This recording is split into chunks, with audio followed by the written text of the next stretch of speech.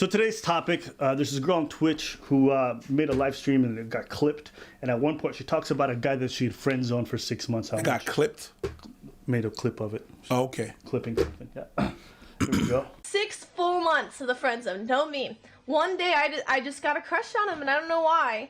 And I ended up kissing him randomly. And then he looked at me when I was trying to make out with him and he said, "This is weird," and denied me. To which I then went on to roast him for 20 minutes straight about how I was gonna go to my live stream and tell everyone that I tried to kiss him, and he told me, "This is weird." To where he then went on to kiss me and I got my way.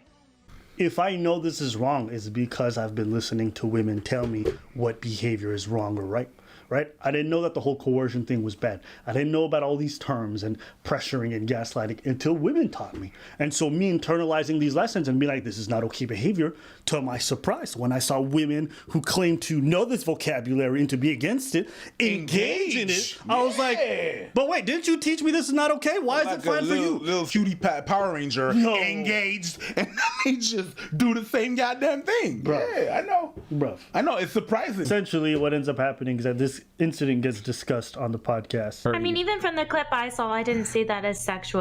I saw it as like passion. You have to make a move. You don't have to ask, "Oh, can I kiss you?" if you're feeling something, you know? You know what? Oh, Jenna?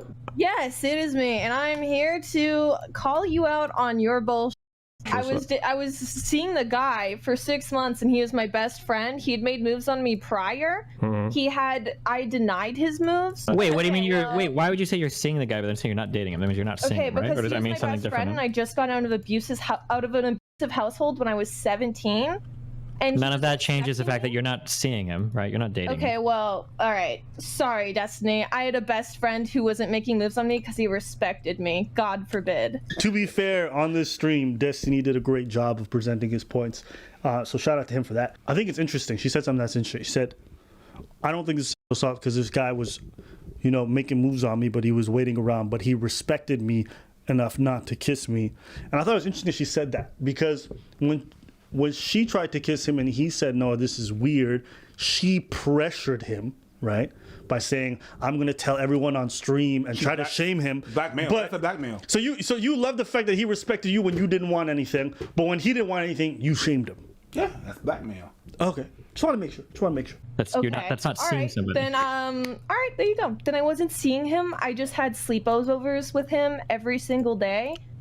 And he was my best friend for over 6 months, and we would cuddle and play RuneScape until 5 a.m. together every night. Thank you. We appreciate you sharing all these details that have nothing to do. Doesn't matter how much RuneScape you played. Doesn't matter how many times he said, touch my balls. Doesn't matter how many times you guys made pancakes together. It don't matter.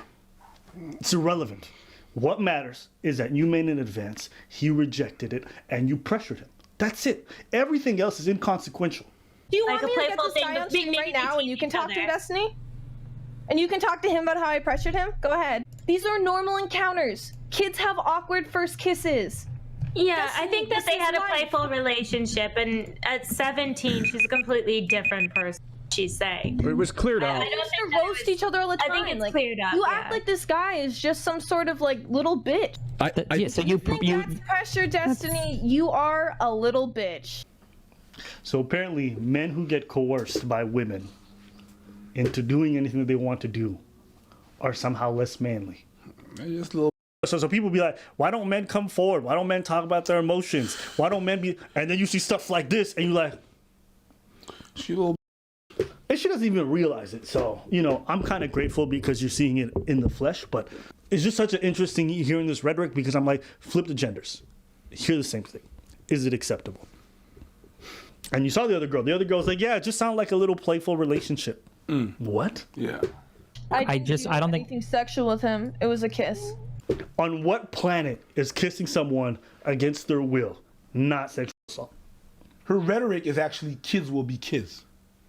I was a kid, it's normal. I think it's like she's having her personal experience and we're kind of parsing words, and my focus is going to be de-escalation with the human being who is dealing with this on a huge platform, right? Who's obviously heated, and then talk about the theoretical issues that affect men versus women in this issue and how we treat men differently in this situation. Isn't it impressive that like the feminists can get on here and talk so much about nothing? Like this is a topic of sexual assault. You think she'd be the most poignant one out of the four, and yet here she is babbling on and she's saying nothing. We'll talk about the theoretical impact that this has on. Up. And yes, I absolutely agree that this is being handled poorly, but I just think maybe we don't push people. I hate that when they do that, when it's like, okay, there's clearly a problem here, but you have to understand, and they yell about the rest of the thing and do not acknowledge the problem that there is. Like, they often do this. Yes, it's not okay that guys get molested when they're young. Fine, good, and then they dealt with, that's their way of dealing with it. But women make 70 cents on the dollar, and you have to understand, when you're making less money, it's hard to care about men's problems. Oh, man. They all do that. Okay. All. To these weird limits like this, especially when they're talking about fucking sexual assault and whether or not they sexually assaulted someone. I'm just saying, like, it's this huge platform and you're putting someone in this very, like, uncomfortable area. She's defending her. Of course. Yeah. Like, the way she was acting, she was cornered. No, she's saying she's being cornered right now on the podcast. Wow. My thing is like, Yeah, that's what I'm saying. she made these comments, and basically what people are trying to do is they're trying to recognize that that is problematic behavior. Now, for all of a sudden, you're trying to defend her honor or something. No, she said some fucked up, call her on that fucked up shit.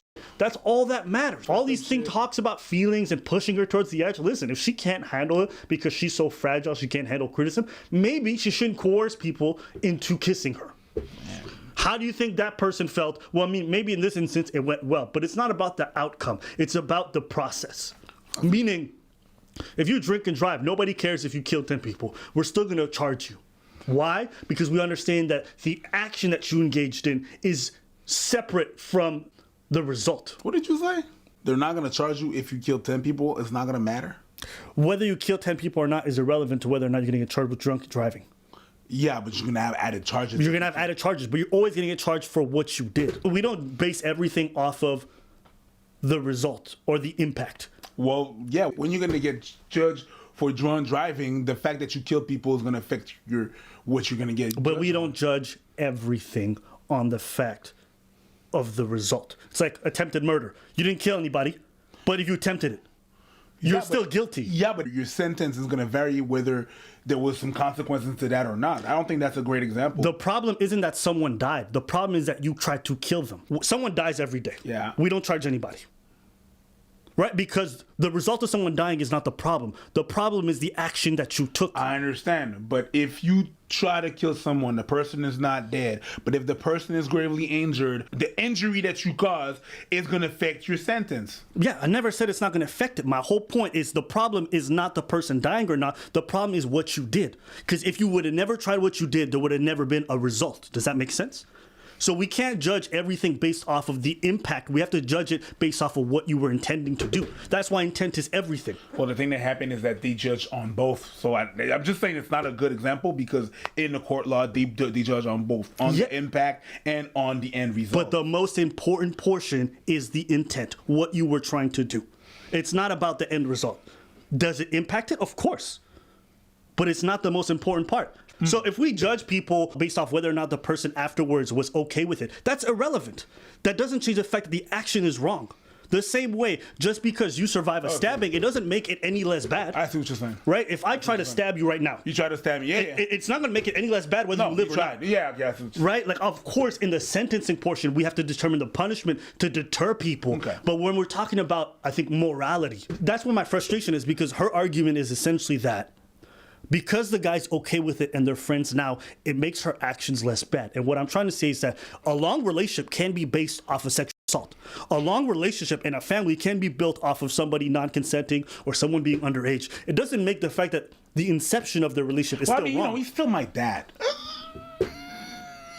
You know? I think that's my frustration, because that's the logic that she's using. Can you imagine a man saying, yeah, but we've been dating ever since? It doesn't matter. You still at the beginning. I'm taking care of the baby. Yeah. What? Do you see what I'm saying? Did you say? Right. that makes no sense. Because all of that's like pretty I much understand. irrelevant to the inception of the issue. I just have to break it down. No, I get it. And listen, you know, if it helps the viewers too, it also helps us. Yeah. The reason why I bring this up is because I had my experience with that. And the girl, when afterwards, she's like, yeah, but are you mad at me? I said, no, I'm not mad, but I recognize your hypocrisy. Like, you went against my consent while I was sleeping. Do you know what I'm saying? Like, do you not see how that's problematic? That person was big on. Yeah. And I was like, you don't see that? And she tried to justify it to me. And I'm like, it doesn't matter whether I'm not mad at you or I'm not going to press charges. It's like, you still did something that's fucked up. According to your morals. Even mine. I understand, but you're Especially you. especially you because you're pushing and pushing and pushing and you're scolding everybody like you should be about this and you're not even about that life. Right. Talking about veganism, and then you having a 3-course meal and there's nothing but meat. That's what gets to me. So I'm hearing this, and it's the exact same kind of logic. what you're saying. And I don't care whether it's a man or a woman saying it. It's like, it doesn't matter. Your action is still wrong. You shouldn't coerce people into engaging with you in any type of way. You shouldn't be like, yeah, I'm not going to call the Uber for you unless you kiss me right now. I'm not going to, I'm going to tell all the friends if you don't give it up. That's wrong. Even if they later, it's still wrong. You might not necessarily be, but how is this going to be eaten up by chat? If somebody else is uncomfortable with an issue, I don't care. My responsibility is to my audience that's going to listen to the message I put out or the thousands of people listening over another individual's comfort. Oh, he killed that with one sentence. Yo. I appreciate you. Yeah. I was about to dog you on your name, Destiny, but I mean, it is what it is, and that was her destiny. Ooh. It's the truth.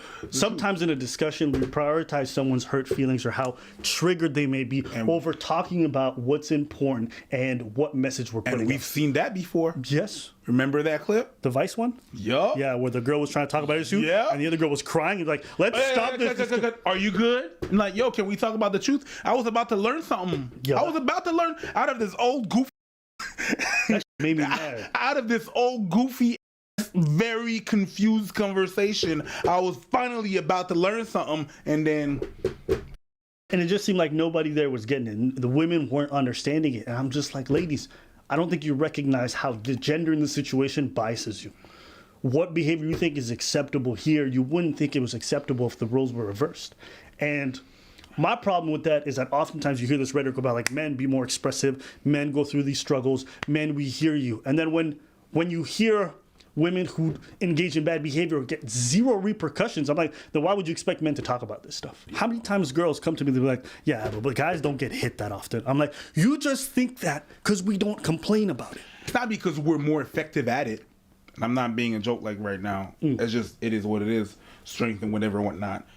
That it doesn't count. It still happens. Yeah. And in that same token, when all this stuff about, hashtag I as well happened, right?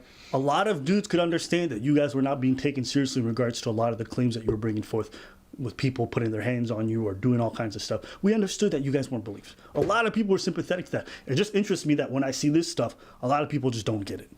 They can't understand that men are reluctant to talk about this stuff because no one's going to take us seriously. Isn't that the same thing? Isn't it though? It is.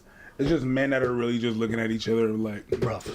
is that that we can't talk about again? Here we go again. Like right now, we're gonna be we're haters and Men's rights activists. We're at men's rights activists or anti-feminists. It's not even that. We like this just this week. I was looking and I sent that real quick to the trash.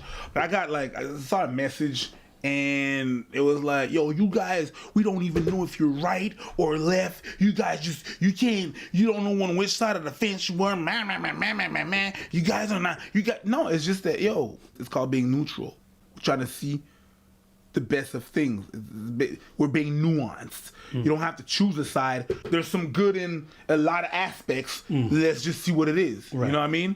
You know what's worse? The worst thing you can do when a girl, you sit an advocate. When you sit an advocate for the cause and having toxic manners, the worst thing you can do is call them out. Why? You see a volcano, you see the whole thing of a volcano, a whole bunch of feelings that you see, they can't really handle that too well. And it's just like, yo, I'm just letting you know that you're acting that way. But it is the most satisfying thing to do. I gotta admit. There is nothing better than when someone's self-righteous and you find out their shit does stink and you be like, smell the roses, boo boo. Yo. They smell like boo boo boo, right? It's kind of like that girl, Shanti, Remember we did a video on her that was really popular?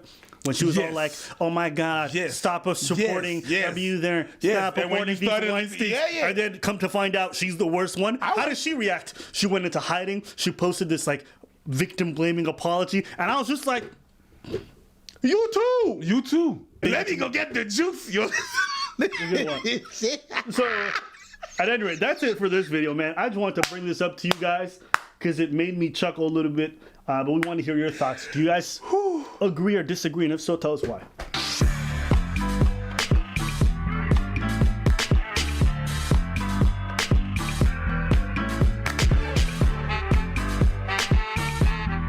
The friend zone doesn't exist. The friend zone does exist. The friend zone is not whenever a guy is being nice to you and he's waiting for some shit. No, he's just a guy that's waiting for some shit because he's being nice to you. That's not what a friend zone is. And when the guy's like, she put me in the friend zone. No, she just said no to you. That's not what we mean when we mean the friend zone. Okay, she doesn't owe you anything because you're nice. That's not what we're talking about when we're talking about the friend zone. The friend zone is when a girl purposely, with all her conviction, leave you in the friend zone because it's convenient. Okay, she leaves you there, and that's a word I invented. The weird word is taken advantage of. She profitates. Okay, she takes profits from you being in the friend zone. Why Okay? did you create profit data? Because I she think profits. No, because it has a little bit more drama. You know what I mean? She profits. No, she profitates. You know what I mean? There's a little bit more drama to it. Drop a comment if you like the word profitates. You profitate. You profitated. That's even worse. That's just for the added value of the drama. That's it. Okay, I'm aware that word doesn't exist. I invented it for the added value of the drama. Because you have to say it a certain way. Watch. This girl profitates. You hear? Okay. Carry on. Because she knows she's gonna get free rides. She knows she's gonna get there, knowing that the guy will. You just entertain that. You know what I mean? It's like whenever you take a cow, okay? You impregnate, that's a word, right? the cow gets inseminated, and after that you take the babies out of the cow, but you flash the babies of the cow in front of the cow to be able to take some milk from the cow. That's the friend zone. Well, for vegans. Whatever. It's what it is. Parallel's crazy, but Parallel is crazy, but it makes sense because you flash, you know she's gonna make milk because she sees her babies. You just take the milk and no intention of giving back the babies. No, you're gonna make delicious